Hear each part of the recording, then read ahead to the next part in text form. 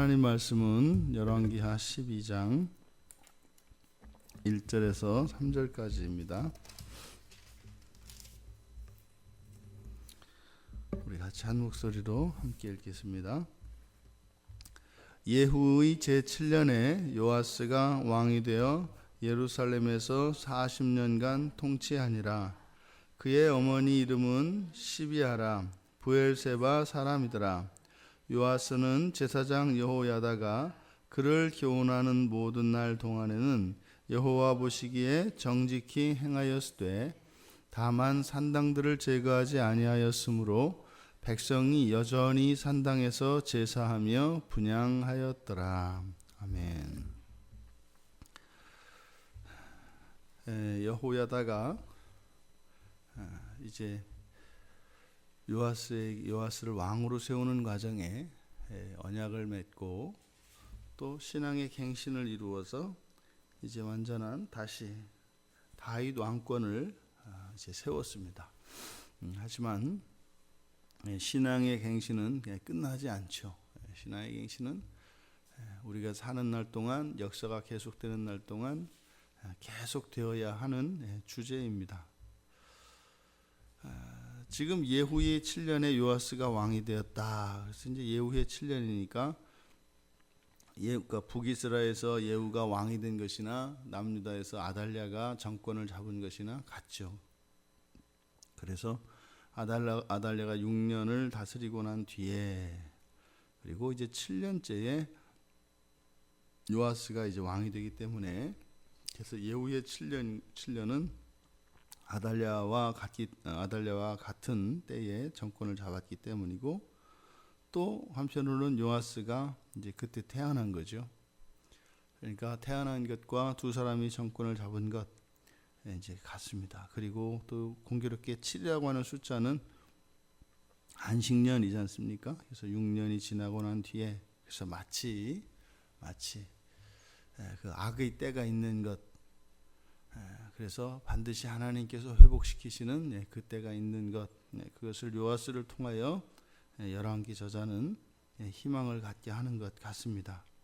그런데 그 뒤에 바로 예루살렘에서 40년간 통치하니라. 그래서 이스라엘 사람들에게 40이라고 하는 숫자는 또 잊을 수 없는 숫자죠. 이것은 이제 광야에서 40년을 상징하기 때문에 광야에서 그렇게 연단을 받았지만 강을 건너서 가나안 땅에 산 것을 보면 여전히 고쳐지지 않은 요아스의 개혁에 대한 이야기가 나오고 이 40년간의 통치 이것은 마치 여전히 하나님 앞에서는 우리는 죄인입니다 라고 고백할 수밖에 없는 이스라엘의 모습을 암시하고 있는 것 같습니다. 제사장 여호야다가 그를 교훈하는 모든 날 동안에는 여호와 보시기에 정직히 행했다. 그러니까 실제로 요아스가 왕이 되었고 이제 왕으로서 실제로 그 제 역할을 하기에는 무리지요.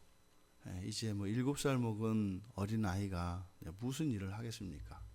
그러니까 이 요아스는 여호야다가 이제 섭정을 했을 것이고 실제로 이 여호야다가 역대하에 보면은 역대하 24장에 130세에 죽었다고 합니다.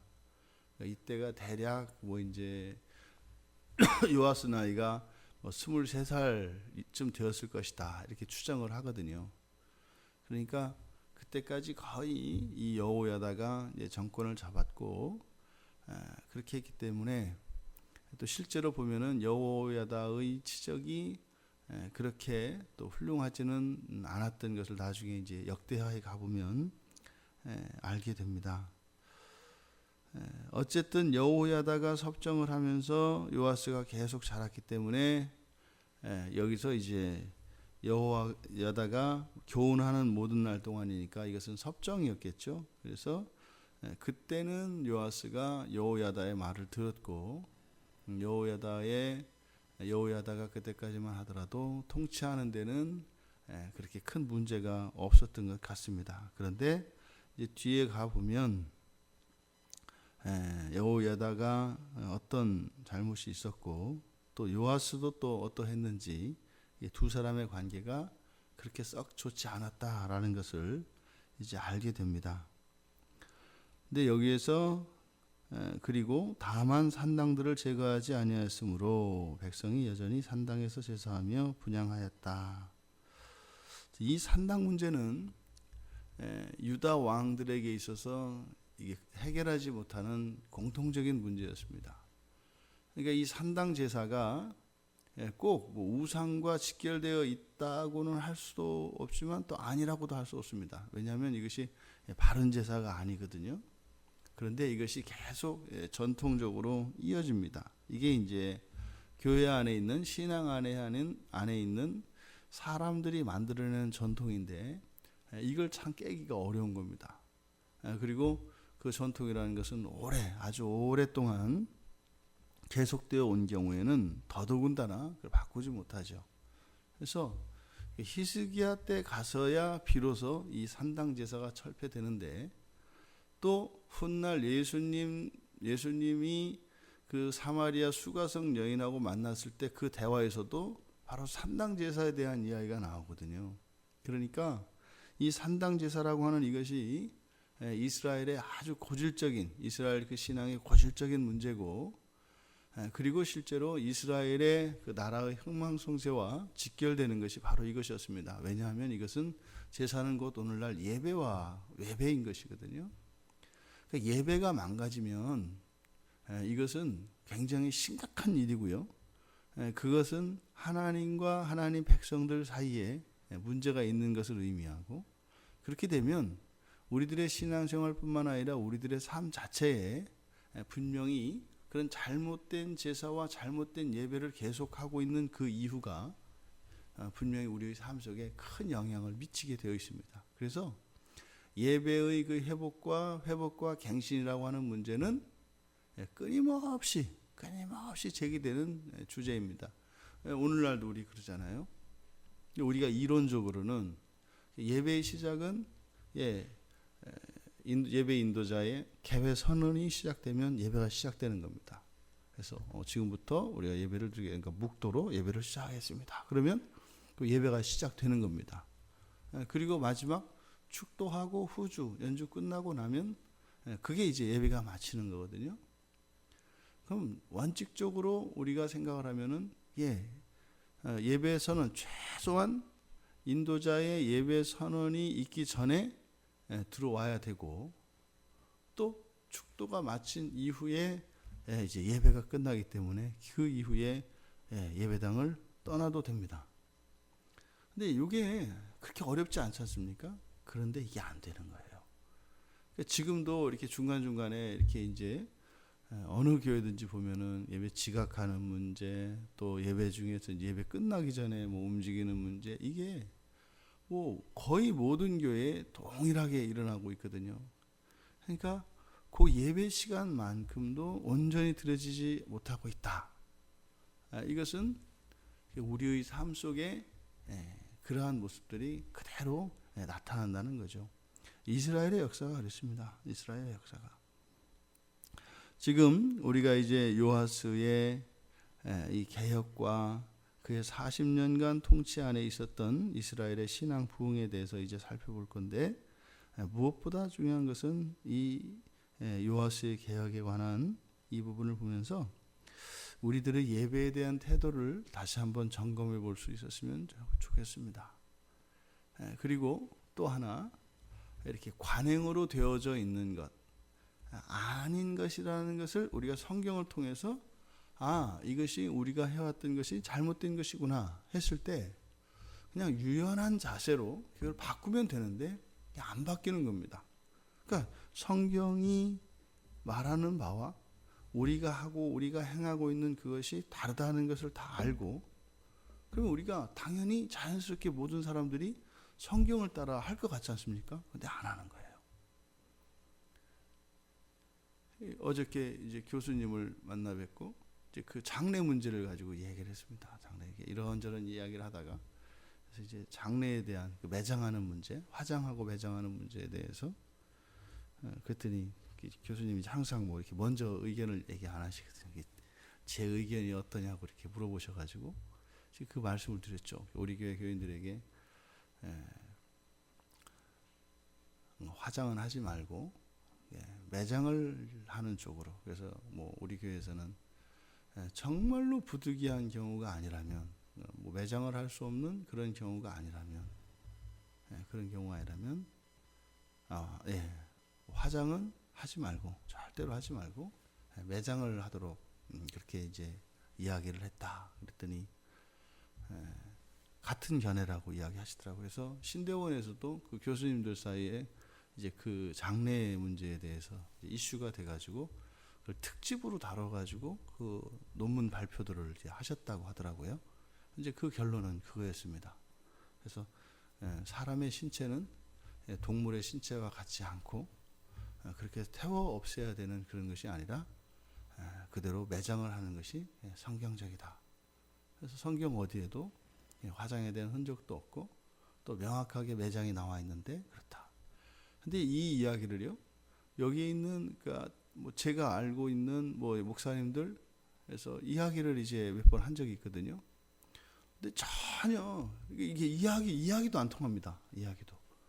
그럼 성경에서 이렇게 가르치는 바를 이야기했을 때 그게 무슨 상관입니까? 내지는 그거는 뭐 이렇게 지나칩니다. 그러니까 우리들 목회자들 사이에서도 성경 말씀을 따라가기보다는 늘 우리가 해왔던 그것을 고수하려고 하는, 근데 입으로는 개혁주의라고 말하는. 그러니까 개혁주의라는 것은 성경을 우리의 삶 속으로 그대로 가지고 들어오는 것을 개혁주의라고 하거든요.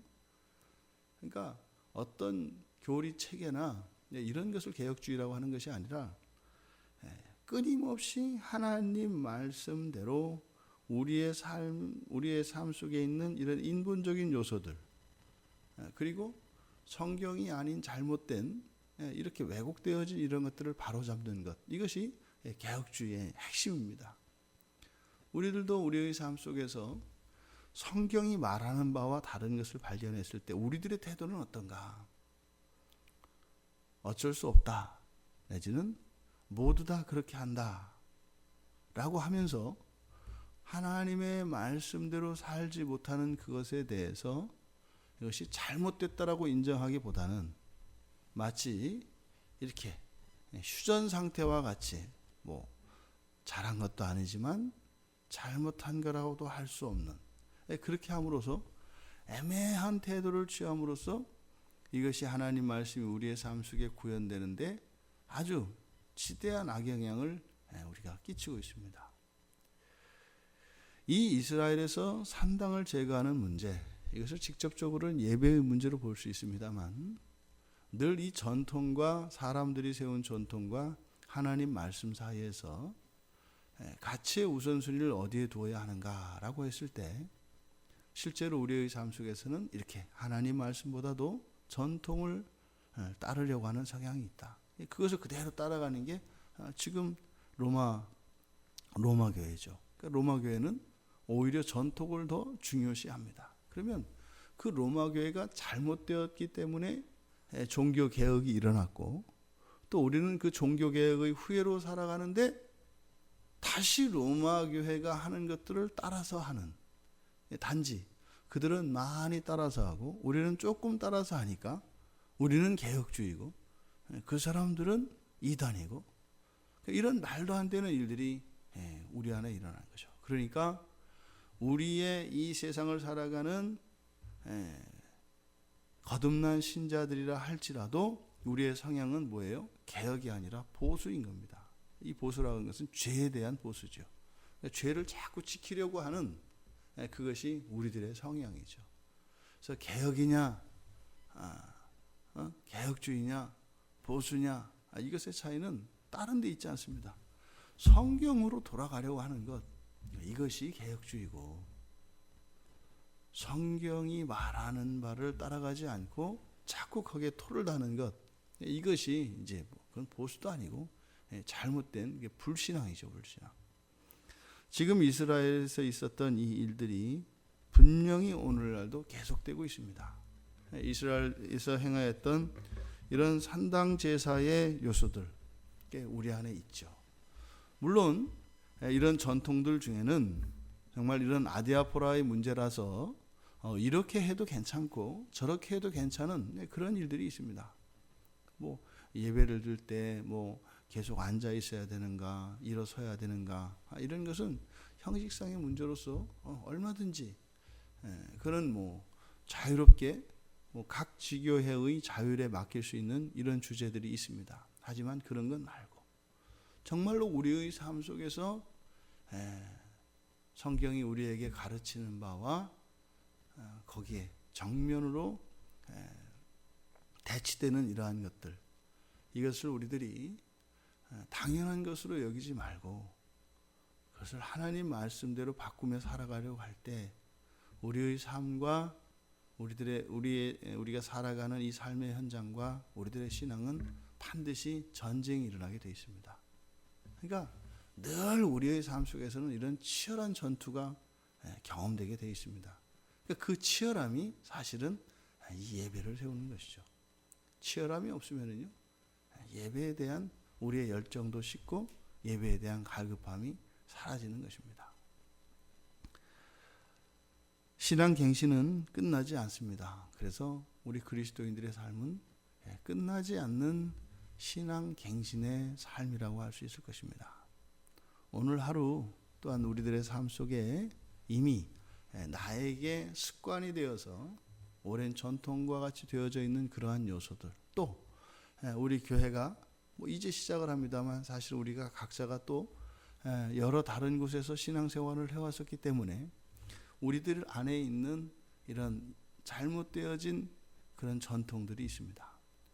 그런 것들을 다 내려놓고 정말 순전하고 온전한 그 순결한 교회로 세워져 가는, 순결한 믿음의 가정으로, 순결한 그리스도인으로 세워져 가는 우리 모두가 되기를 주님의 이름으로 축원합니다. 하나님, 저희들이 이 세상을 살아가는 동안 끊임없이 저희들의 신앙을 갱신해 가며 저희들의 삶이 하나님 말씀 안에 세워져 갈 수 있도록 은혜를 내려 주시옵소서. 감사하며 예수님의 이름으로 기도드리옵나이다. 아멘.